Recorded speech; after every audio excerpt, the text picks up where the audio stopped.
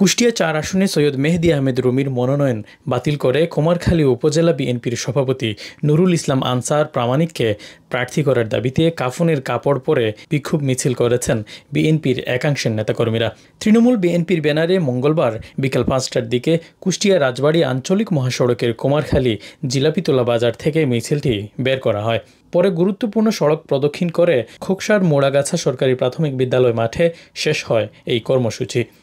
এতে কুমারখালী ও খোকসা উপজেলার কয়েক শত নেতাকর্মী অংশ নেন।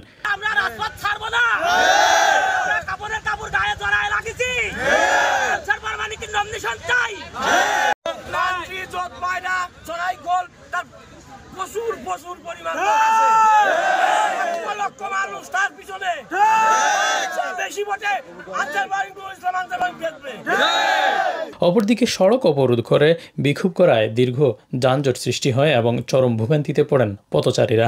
এ বিষয়ে কুমারখালী পৌর বিএনপির সাংগঠনিক সম্পাদক রবিউল ইসলাম বলেন, দলের ত্যাগী নেতাকর্মীদের বাদ দিয়ে মেহেদী রুমিকে মনোনয়ন দেওয়া হয়েছে, যিনি দীর্ঘ ১৭ বছর আন্দোলন সংগ্রামে ছিলেন না। তাকে মনোনয়ন দেওয়ায় অখুশি তৃণমূল নেতাকর্মীরা। আমরা ১৭ বছর যাকে চোখে দেখিনি সৈয়দ মেহেদী আহমেদ রুমিকে নমিনেশন দেওয়া হয়েছে। নমিনেশন প্রত্যাহার করে নুরুল ইসলাম আনসার প্রামাণিককে নমিনেশন দেওয়া হোক।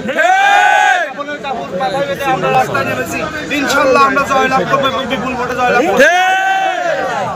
নন্দলালপুর ইউনিয়ন বিএনপির সাধারণ সম্পাদক আব্দুর রাজ্জাক বলেন, মেহেদীকে পরিবর্তন করে আনসারকে মনোনয়ন না দিলে আসনে ধানের শীষ প্রতীকে বিজয়ী করা সম্ভব হবে না। এখানে রুমি থাকলে জামায়াত জিতে যাবে, সেজন্য পরিবর্তন করে আনসারকে দেওয়ার দাবি তার।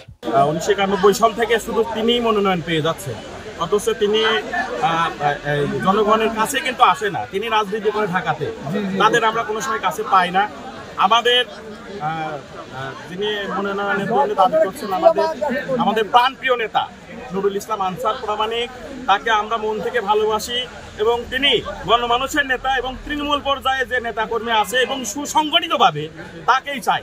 এ সময় বিএনপির অন্যান্য নেতাকর্মীরাও বক্তব্য রাখেন।